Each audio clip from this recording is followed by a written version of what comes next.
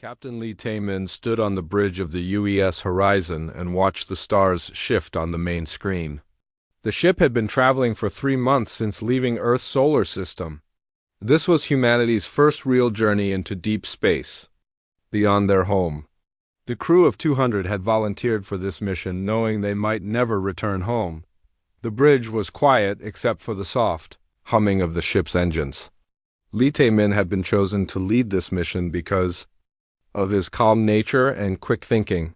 He was 35 years old and had spent most of his adult life preparing for this moment. The idea of finding other life in the universe excited him more than it scared him. Communications. Officer Park Ji-won sat at her station checking for any signals from nearby systems. She was 28 years old and spoke 7 languages fluently.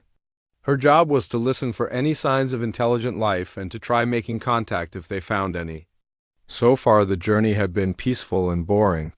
"Captain," Park Ji-won called out suddenly. Her voice cut through the quiet bridge like a knife. "I'm detecting massive energy signatures coming from the Kepler 442 system.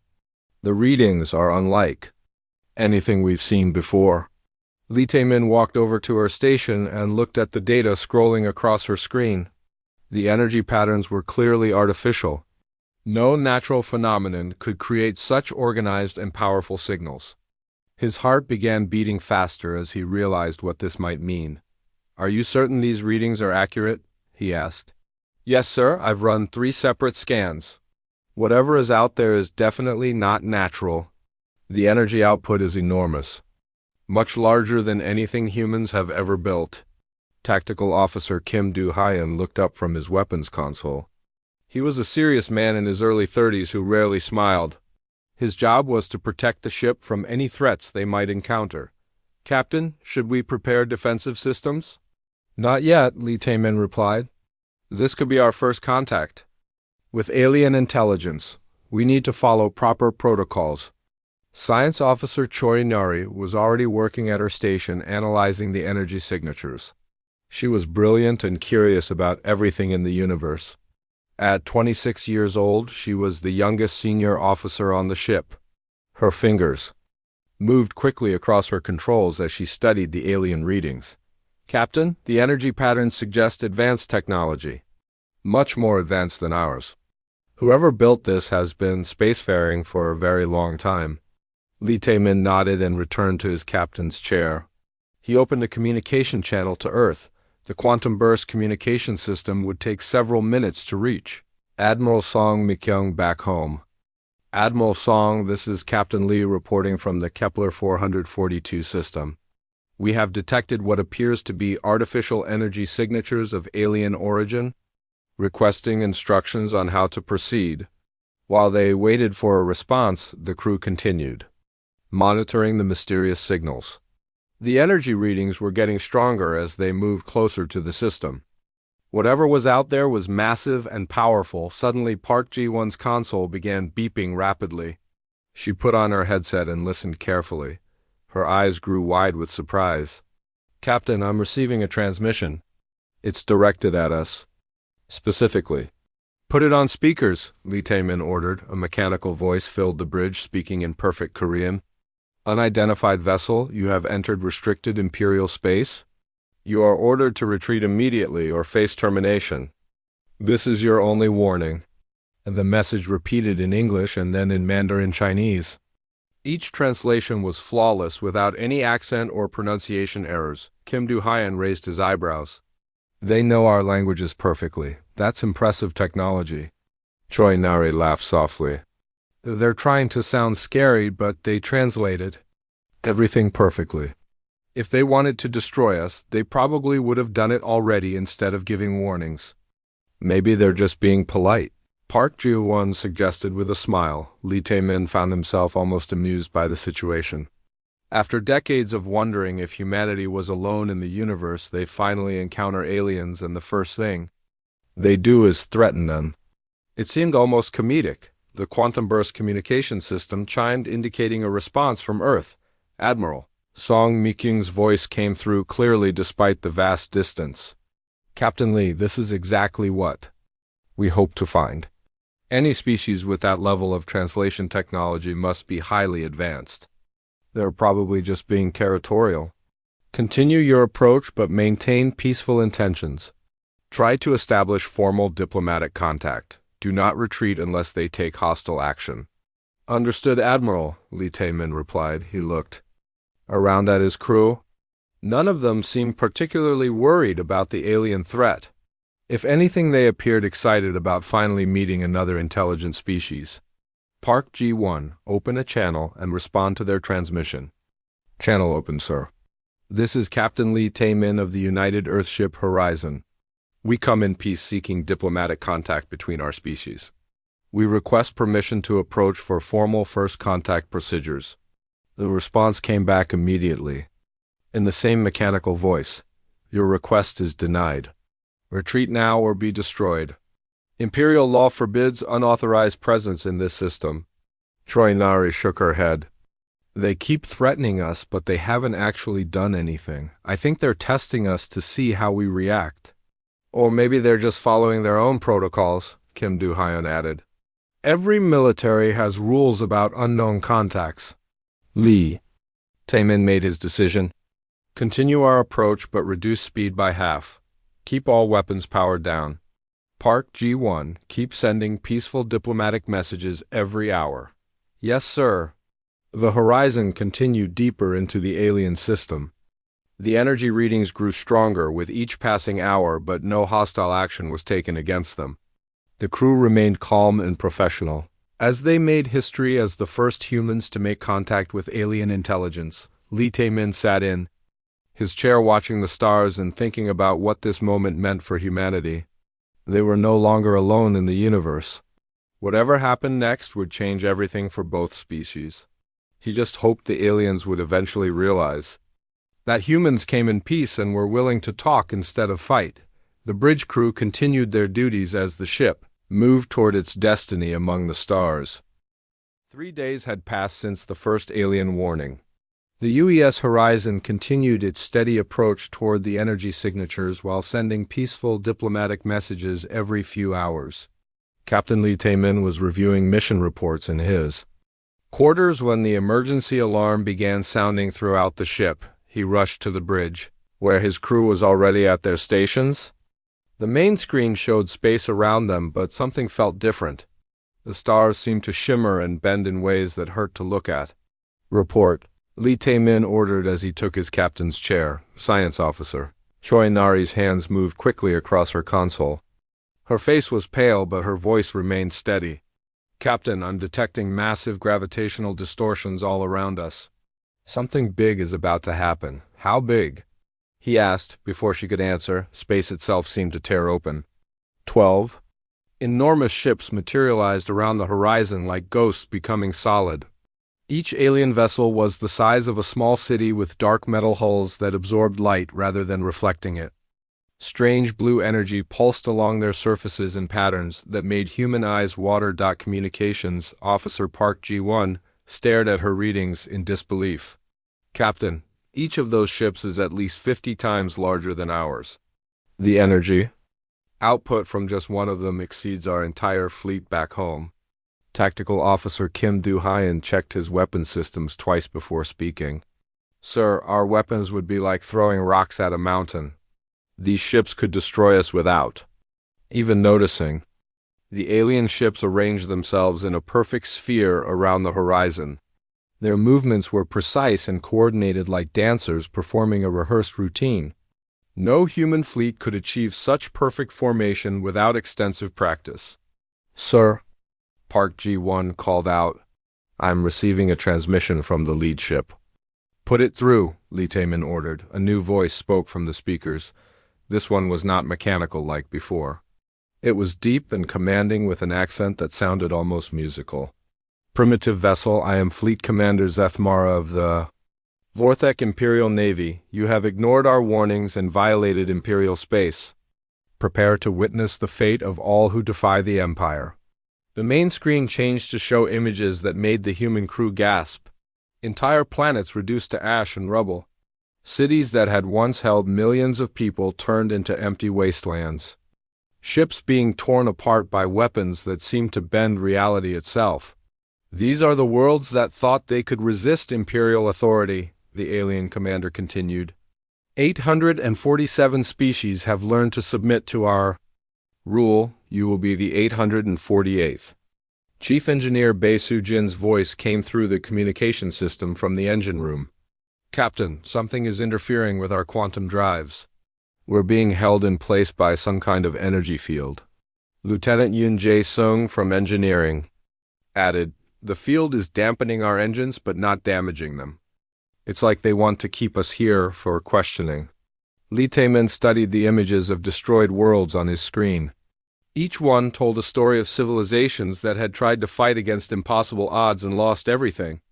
The aliens clearly expected these images to terrify his crew into immediate surrender. Instead, the bridge remained surprisingly calm.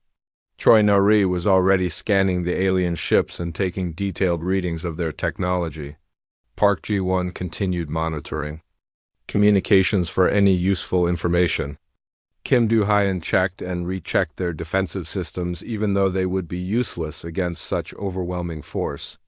Commander Zethmora, Lee Tae-min said carefully. I am Captain Lee Tae-min representing the United Earth Government. We came here seeking peaceful contact between our peoples. We have no desire for conflict. Peaceful contact, the alien commander laughed. The sound was harsh and unpleasant. Your species will learn the same lesson as all the others. Superior. Technology equals rightful dominion. We are your superiors in every way. Resistance is futile, sir, Choi Na-ri whispered. I'm getting some interesting readings from their ships. Their technology is advanced, but it follows predictable patterns. They seem to rely heavily on raw power rather than efficiency. Are you saying they're not as advanced as they appear? Lee Tae-min asked quietly. No, sir, they're definitely more advanced than us. But their approach to technology is different from ours.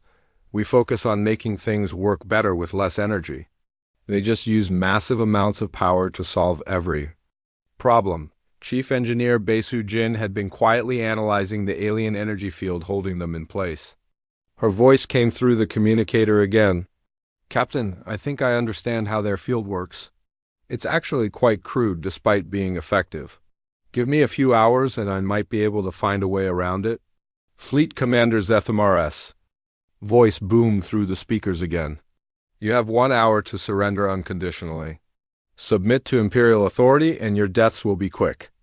Continue to resist and you will watch your homeworld burn before we execute you slowly. The alien ships began powering up their weapon systems. Energy readings spiked as massive guns emerged from hidden ports along their hulls. The space around? The horizon filled with the glow of charging weapons that could destroy planets. Park Ji-won looked up from her station. Captain, they're charging weapons but not targeting us directly? I think they're trying to intimidate us. How long until those weapons are fully charged? Kim Do-hyun asked. At their current rate, about 57 minutes. Choi Na-ri replied. Lee Tae-min opened a channel to Earth using the emergency quantum burst system. Admiral Song, this is Captain Lee. We are surrounded by 12 alien warships of massive size and firepower. They demand our immediate surrender and threaten to destroy Earth if we resist, requesting instructions. The response would take several minutes to arrive due to the distance. While they waited, the crew continued working at their stations. Nobody seemed particularly panicked despite facing what appeared to be certain death. Sir, Park Ji-won said thoughtfully, don't you find it odd that they're giving us so much time to surrender? If they can destroy us easily, why not just do it immediately? Maybe they enjoy the psychological warfare, Kim Do-hyun suggested. Or maybe, Choi Na-ri added with a slight smile, they're not quite as confident as they want us to believe. The alien fleet continued charging their weapons while the small human ship sat calmly in the center of their formation.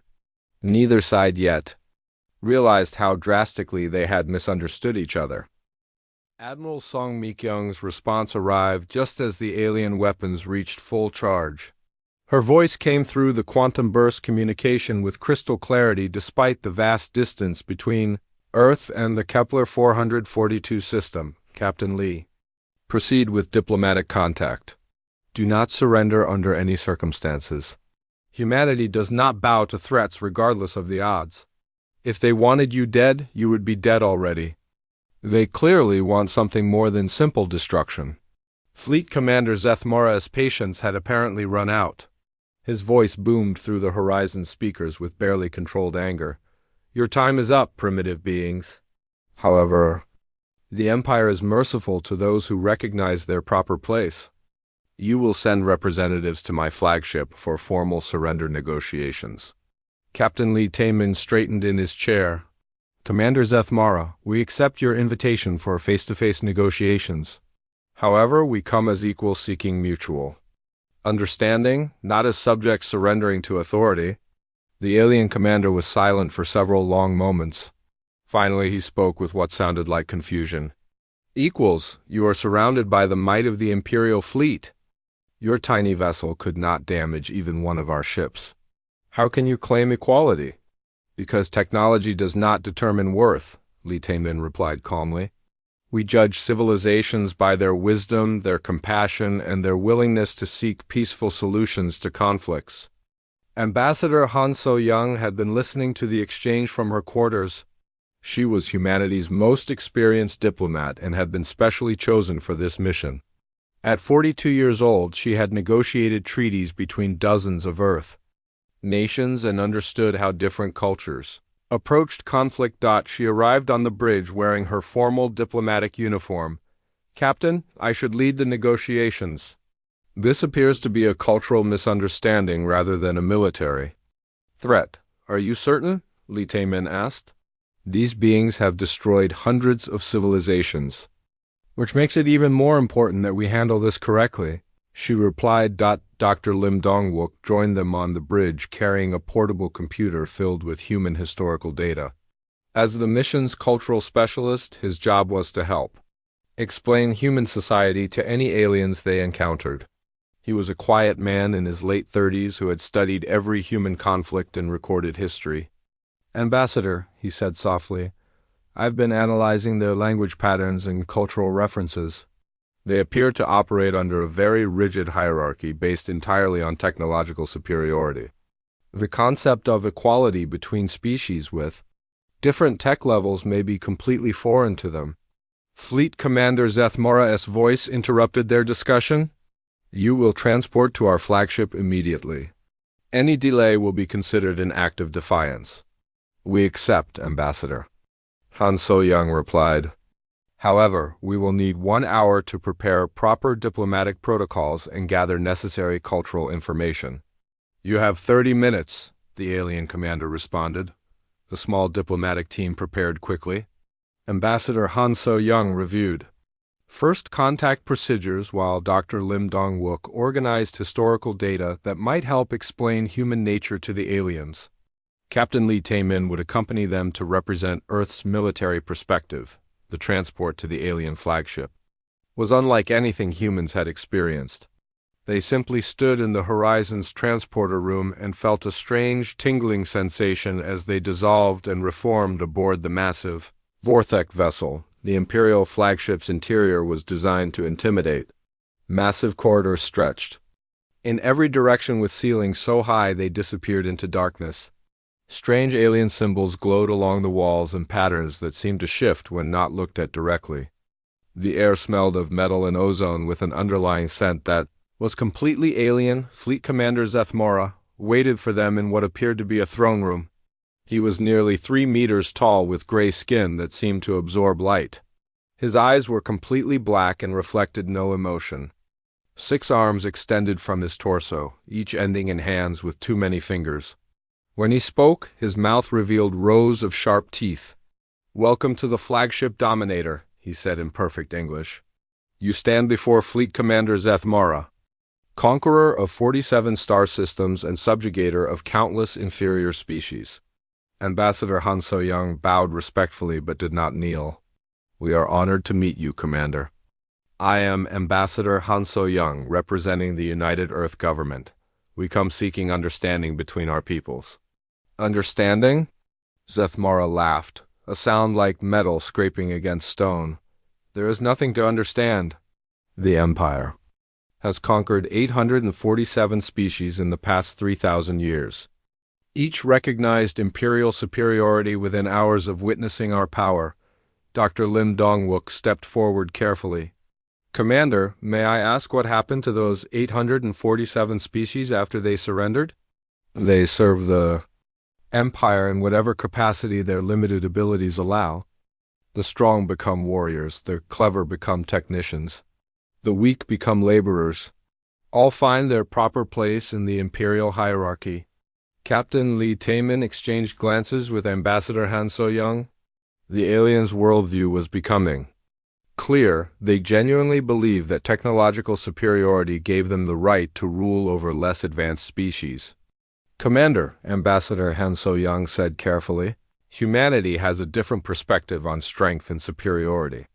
We believe that true strength comes from the ability to overcome challenges and adapt to new situations. Primitive philosophy. Zethmora dismissed.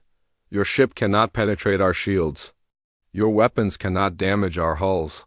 Your technology is centuries behind ours. How can you claim any form of strength?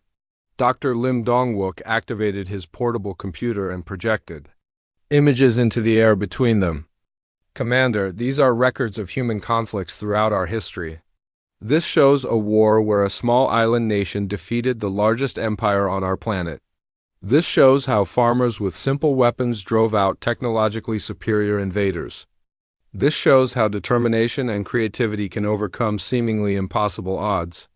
Zethmara studied the images with growing confusion. These conflicts make no sense. The superior force should have won easily. That's exactly our point, Captain Li Taemin said. Humans have learned that the side with better technology doesn't always win. Sometimes the side that refuses to give up and keeps finding new solutions eventually triumphs. Impossible, the alien commander stated flatly. Superior technology always prevails. This is the fundamental law of the universe. Ambassador Han So-young realized they were dealing with a species that had never encountered serious resistance. For 3,000 years, the Vorthic Empire had faced opponents who surrendered quickly when confronted with overwhelming force. They had no experience with enemies who fought back creatively. Commander, she said softly, perhaps our species can learn from each other. We could show you our approaches to problem solving while learning from your advanced technology. Learn from primitives? Zethmara's voice rose with indignation. The Empire does not learn from inferior species. You will submit or be destroyed. There are no other options. The diplomatic meeting was clearly reaching an impasse. Neither side could understand the other's fundamental worldview. The humans saw technology as just one tool among many for solving problems. The aliens saw it as the ultimate measure of a species' worth and right to exist. The fate of both civilizations now hung on this basic misunderstanding of what truly made a species strong. The diplomatic meeting ended without any agreement. Fleet Commander Zethmara had become increasingly frustrated with humanity's refusal to acknowledge imperial superiority. He dismissed the human delegation with barely controlled anger, promising that they would learn respect through fear back aboard the Horizon. Captain Li Taemin called an emergency meeting of his senior staff. Ambassador Han So-young looked troubled as she reported on the negotiations. They genuinely cannot understand why we don't simply surrender, she explained. For them, superior technology automatically means superior rights. The concept of resistance against overwhelming odds is completely foreign to their culture. Dr. Lim Dongwook was analyzing data from their visit to the alien flagship. Their entire society appears built around the idea that might makes right. They've spent 3,000 years conquering weaker civilizations that gave up without real fights. Science Officer Choi Nari had been studying the energy patterns of the alien ships. Sir, I've learned something interesting about their technology. It's incredibly advanced, but also incredibly wasteful. They use brute force solutions for everything. What do you mean? Captain Li Taemin asked. Their ships are powered by what appears to be controlled black holes. The energy output is enormous, but most of it gets wasted. Our fusion reactors are thousands of times more efficient. They just have so much raw power they don't need to worry about efficiency. Chief Engineer Baisujin nodded in agreement. I noticed the same thing with their energy dampening field. It works by overwhelming our systems with massive interference rather than precisely targeting our specific frequencies. The discussion was interrupted by an urgent communication from Earth. Admiral Song Mikyung's face appeared on the main screen looking grim. Captain Lee, we've been monitoring long-range sensors. The alien fleet is moving toward the outer rim of human space. We're tracking them as they approach the Kepler 438 system, where we have the old mining station. The abandoned facility? Communications Officer Park G1 asked. Yes, it's been empty for 15 years since the ore ran out. There's nothing there but automated systems and old equipment. Fleet Commander Zethmura's voice suddenly boomed through the ship's communication system. Primitive humans, you will observe the price of defying imperial authority. Watch and learn what happens to those who refuse to submit. The main screen changed to show a view of the distant Kepler 438 system. The 12 massive Vorthak ships had arranged themselves around the small mining station. The facility was barely the size of a city block and looked tiny compared to the alien dreadnoughts surrounding it. This pathetic outpost represents human expansion into space, Zethmar announced. Witness imperial justice. The alien ships began charging their primary weapons. Energy built up along their hulls until they glowed like small suns. The space around them warped and twisted as massive amounts of power prepared to be unleashed. All weapons fire, the alien commander ordered. 12 streams of pure destruction lanced out from the Imperial fleet. The beams were so bright they hurt to look at even through the ship's filters. When they struck the mining station, the entire facility simply vanished. Not destroyed or blown apart, but completely removed from existence as if it had never been there, the demonstration continued. For several more minutes, as the aliens obliterated every piece of debris and equipment in the system. When they finished, there was nothing left but empty space where human civilization had once existed. Let this be a lesson to your species, Zethmar declared. Submit now or watch your worlds burn one by one. The transmission ended, leaving the bridge of the horizon in shocked silence. The casual ease with which the aliens had erased human presence from an entire star system was sobering. Their weapons were beyond anything humanity had ever imagined. Captain Lee Taemin opened a direct channel to Earth. Admiral Song, you saw their demonstration. What are your orders? Admiral Song Mikyung's response came back quickly, but it was not what the aliens expected. Captain, transmit the following message on all human communication networks immediately. The message was simple and direct. Admiral Song appeared on screens throughout human space, speaking with calm determination. Citizens of Earth and all human colonies, we have made contact with an alien empire that demands our surrender. They have demonstrated their superior weapons by destroying an abandoned mining facility. Message received. Humanity is now preparing our response. Within hours of the broadcast, something unprecedented began happening throughout human space. Defense platforms that had been disguised as research stations for decades suddenly powered up and revealed their true nature. Massive railguns emerged. From what had appeared to be simple solar collectors, missile systems activated inside asteroids that had seemed completely natural on Earth. Admiral Kwon Byung-ho of the Defense Fleet activated emergency protocols that had been in place since humanity first reached the stars. Military factories that had been producing civilian goods immediately switched to wartime production. Scientists who had been working on peaceful projects began adapting their research for military applications. In the outer colonies, sleeper ships that had been drifting in deep space for decades suddenly came to life. Crews emerged from cryogenic sleep to find their vessels equipped with experimental weapons and shield systems. Each ship had been placed strategically throughout human space as part of a defense network that most people never knew existed. Chief Strategist Dr. Park Hyjin stood in the Earth Defense Command Center watching reports come in from across human space. She was a small woman in her 50s who had spent 30 years planning for exactly this moment. Status report, Admiral Kwon Byung-ho requested. All defensive positions are activating on schedule, she replied. The Vorthic Empire is about to learn something important about human nature. Which is? We've spent the last 50 years assuming that any alien species we encountered would probably be hostile. Every colony, every space station, every seemingly civilian vessel was designed with warfare in mind. We hoped for peace but prepared for war. The aliens had expected their demonstration to terrify humanity into immediate surrender. Instead, it had triggered the largest military mobilization in human history. Across dozens of star systems, defensive positions that had been hidden for decades revealed themselves and began preparing for battle. What the Vorthic Empire didn't understand was that humans had learned long ago to expect the worst while hoping for the best.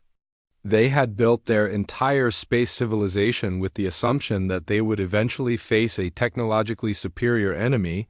Now that enemy had revealed itself, and humanity was ready to show them what 3,000 years of constant warfare had taught them about survival against impossible odds. The Empire's demonstration had achieved the exact opposite of its intended effect. Instead of cowering in fear, humanity had responded with organized defiance on a scale the galaxy had never seen before. 2 weeks had passed since the Empire's demonstration. Fleet Commander Zethmura waited confidently for humanity's surrender message, but instead received reports that confused and alarmed him. Human activity throughout their space had increased dramatically rather than decreased. His intelligence officers brought him data that made no sense according to Imperial experience. Commander, the humans are not cowering in their colonies as expected. They appear to be mobilizing for warfare. Impossible, Zethmura replied. They witnessed our power. No rational species would choose destruction over submission. Sir, we're detecting massive energy buildups throughout human space. They're activating defensive systems we didn't know existed. The first human attack came from an unexpected direction. Commander Shin Woo-jin led a small strike team aboard a modified cargo ship that approached a Vorthak patrol vessel in the Outer Rim. The aliens detected the human ship easily but dismissed it as non-threatening due to its small size and civilian design. That was their mistake. The cargo ship suddenly split apart to reveal a dozen smaller attack craft hidden inside. Each one was equipped with experimental weapons based on captured alien technology that human engineers had reverse-engineered in just 2 weeks. Major Yang Yunji commanded one of the attack craft. She was a pilot who had trained her entire life for combat against superior enemies. Her ship was tiny compared to the alien vessel, but carried weapons specifically designed to exploit weaknesses in Vorthak shielding. The human attack craft swarmed around the alien patrol ship like angry insects. Their weapons were not powerful enough to destroy the massive vessel, but they targeted specific systems with surgical precision. Communications arrays went offline. Sensor networks failed. Engine systems began overheating. The Vorthak crew found themselves blind and unable to call for help while tiny human ships continued their relentless assault. Within an hour, the massive alien vessel was drifting powerless in space while human boarding teams cut through its hull. Similar attacks began happening throughout Imperial space. Small human forces appeared where they should not be able to exist. They struck quickly at vulnerable targets and disappeared before Imperial reinforcements could arrive. Dr. Kim Hae-won was leading the cyber warfare division from a hidden base on Earth's moon. She was a brilliant computer scientist who specialized in alien communication systems. Her team had been studying Vorthak technology since first contact and discovered something the Empire thought was impossible. Admiral Kwon, she reported during a secure briefing, we've successfully infiltrated their communication networks. Their security systems are incredibly strong, but they're also incredibly rigid. They never expected anyone to attack them using their own technology against them. What kind of access do you have? Admiral Kwon Byung-ho asked. Everything. Communications, navigation, even some weapon systems. We can make their own ships broadcast human propaganda to their crews. Within days, Vorthek ships throughout the galaxy began receiving strange transmissions. Instead of Imperial commands, they heard human music, human poetry, and human stories of successful resistance against overwhelming odds. Dr. Kim Haiwan's team had turned the Empire's own propaganda networks into weapons of psychological warfare. Professor Jiang Sang-min was leading a team of engineers who were studying captured alien weapons. He had spent his career developing new technologies and now faced the challenge of understanding science that was centuries ahead of human knowledge. The fascinating thing about their technology, he explained to his research team, is that it's incredibly advanced but also incredibly predictable. They've been using the same basic approaches for thousands of years. What does that mean for us? His assistant asked. It means they've stopped innovating. They rely on raw power instead of creative solutions. They've never had to adapt their technology because nothing has ever challenged them before. Human engineers began developing countermeasures for every Imperial weapon system. They couldn't match the aliens' raw power, but they could design around it. Human ships started carrying adaptive armor that changed its properties in response to different attack types. Human weapons were designed to target specific weak points in alien defenses. Fleet Commander Zeth Mara was receiving reports that he refused to believe. How can primitives be adapting our technology so quickly? It took our species centuries to develop these systems. His chief science officer was equally confused. Sir, they appear to be learning from every encounter. Each time we engage them, they perform better than the previous battle. It's as if they're evolving their tactics in real time. The humans were doing exactly that. Every battle provided new data about alien capabilities. Every captured piece of technology was immediately studied and incorporated into human designs. What had taken the Vorthek Empire centuries to develop, human scientists were mastering in weeks. Commander Shinwu Jin was now leading larger operations against Imperial installations. His forces had grown from a single strike team to a fleet of modified human vessels operating deep in enemy territory. They moved fast and struck hard before disappearing into the vast emptiness of space. The key, he explained to his officers, is that they expect us to fight like they do. They expect massive fleets clashing in direct combat. Instead, we hit them where they're weak and avoid their strengths entirely. Major Yang Yunji had become an expert at boarding alien vessels. Her teams could cut through Imperial security systems and capture enemy ships intact. Each captured vessel provided more technology for human engineers to study and adapt. They design everything for overwhelming force, she reported after capturing another Vorthek cruiser. Their ships are incredibly powerful, but they're also incredibly vulnerable to the kind of precise attacks we specialize in. The Empire's greatest weakness was becoming clear. They had spent 3,000 years fighting enemies who gave up quickly when faced with superior firepower. They had no experience dealing with opponents who adapted and improved with each encounter. Dr. Kim Haiwan's cyber warfare teams were now actively controlling Imperial communications throughout several star systems. They fed false information to Vorthek commanders and intercepted strategic plans before they could be implemented. Professor Jiang Sang-min's engineering teams were producing new weapons and defenses faster than the Empire could respond to them. Human technology was rapidly approaching alien levels in some areas. While maintaining crucial advantages in efficiency and adaptability, Fleet Commander Zeth Mara found himself fighting an enemy unlike any in Imperial history. The humans didn't just resist conquest, they actively turned Imperial strengths into weaknesses. Every advantage the Empire possessed was being studied, analyzed, and countered by human ingenuity. For the first time in 3,000 years, the Vorthek Empire was learning what it meant to face an enemy that refused to give up and never stopped growing stronger. 6 months had passed since the first human warning. The war that Fleet Commander Zeth Mara had expected to end in hours had become a nightmare that grew worse with each passing day. Imperial forces found themselves retreating from systems they had controlled for centuries. The Vorthek Empire was experiencing something completely foreign to their culture. Defeat Admiral Go Junho now commanded the combined human fleet that was advancing steadily into Imperial territory. He was a veteran military commander who had spent decades studying historical battles and tactical innovations. Under his leadership, human forces had evolved from desperate defenders into confident attackers. Status report, he requested from his flagship, the newly commissioned UES Defiance. Captain Lee Tae-min, recently promoted to admiral, stood beside him reviewing tactical displays. Sir, our forces have successfully captured or destroyed Imperial installations in 17 star systems. Enemy resistance is becoming increasingly disorganized. The bridge of the Defiance showcased how rapidly human technology had advanced.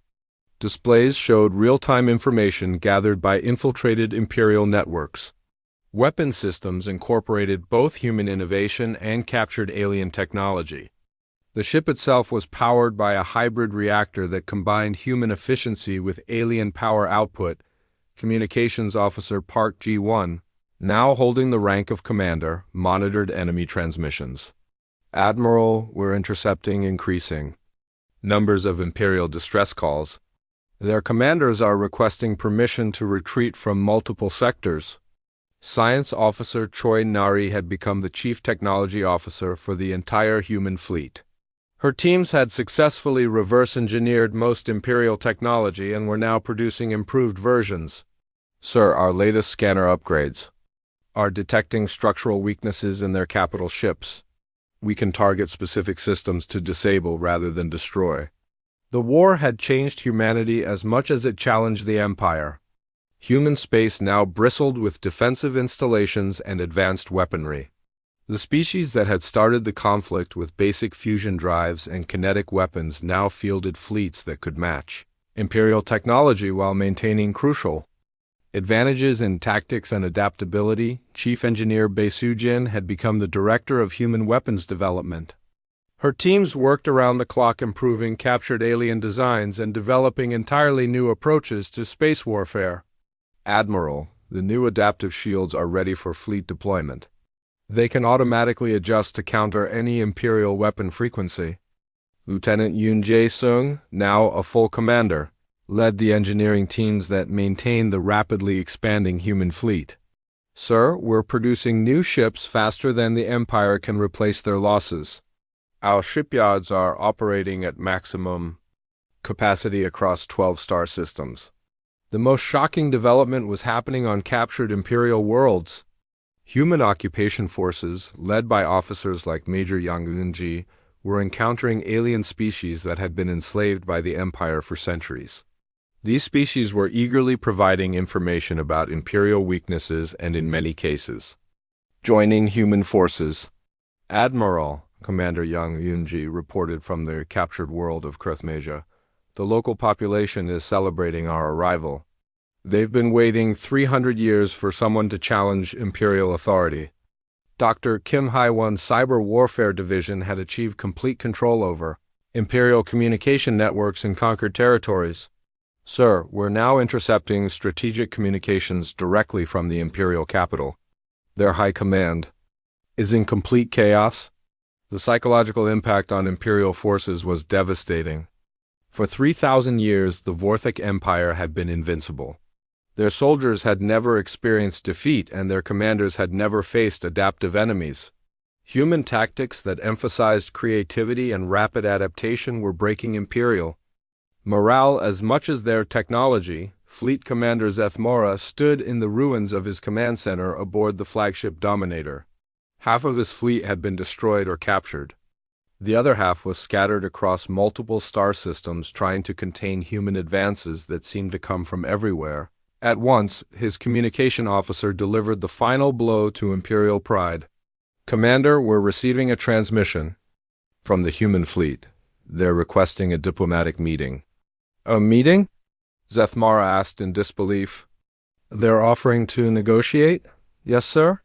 The message is from Admiral Lee Tae-min. He says he wants to discuss terms for ending hostilities. The meeting took place aboard the UES Defiance in the same conference room where human diplomats had once tried to establish peaceful contact. But now the roles were completely reversed.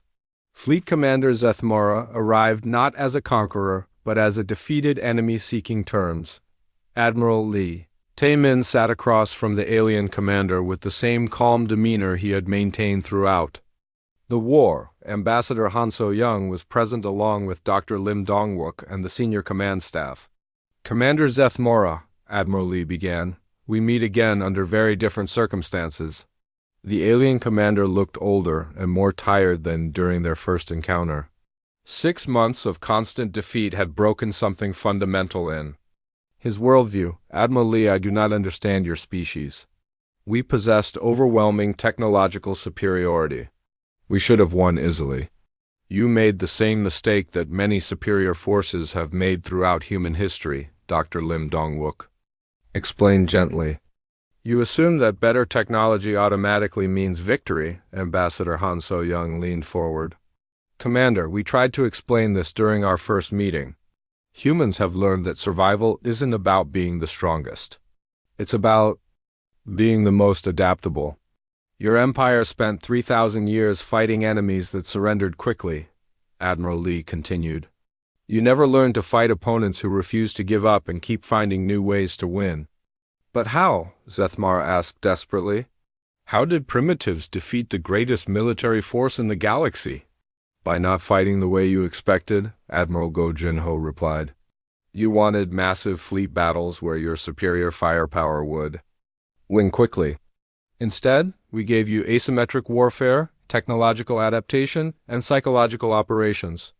We turned your own strengths against you, Commander Park Ji-won added. Your communication networks became our intelligence sources. Your rigid tactics became predictable patterns we could exploit. Your weapons became the foundation for our improvements, Chief Engineer Bae Soo-jin explained. Every time you attacked us, we learned something new that made us stronger. Fleet Commander Zethmora sat in stunned silence as the reality of his situation became clear. The Empire had not just lost a war, they had been outfought by everything they considered themselves superior to: creativity, adaptability, and determination. What are your terms? He asked quietly. Complete withdrawal from all occupied worlds, Admiral Lee stated. Recognition of the independence of all species currently enslaved by the Empire. Establishment of diplomatic relations based on equality rather than dominance. And if we refuse? Then this war continues until your empire no longer exists, Admiral Go Jin-ho replied simply. We've demonstrated that we can defeat your forces.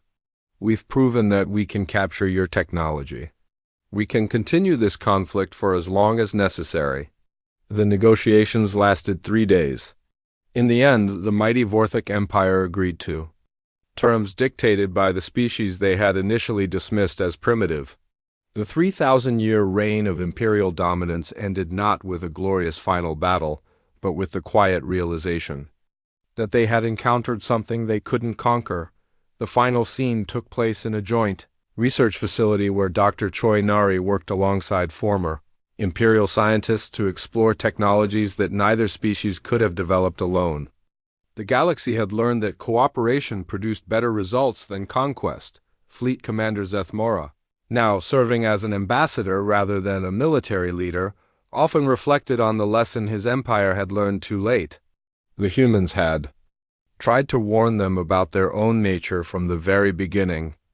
They had explained that they were a species that grew stronger through adversity and more creative through challenge. The Empire had laughed at those warnings. They had assumed that technological superiority made them invincible. They never imagined that the greatest threat to their dominance would come not from superior weapons but from superior adaptability. In the end, the Vorthic learned that they should have listened when the humans tried to explain what would happen if they chose war over peace. The cost of that laughter had been the fall of the greatest empire the galaxy had ever known.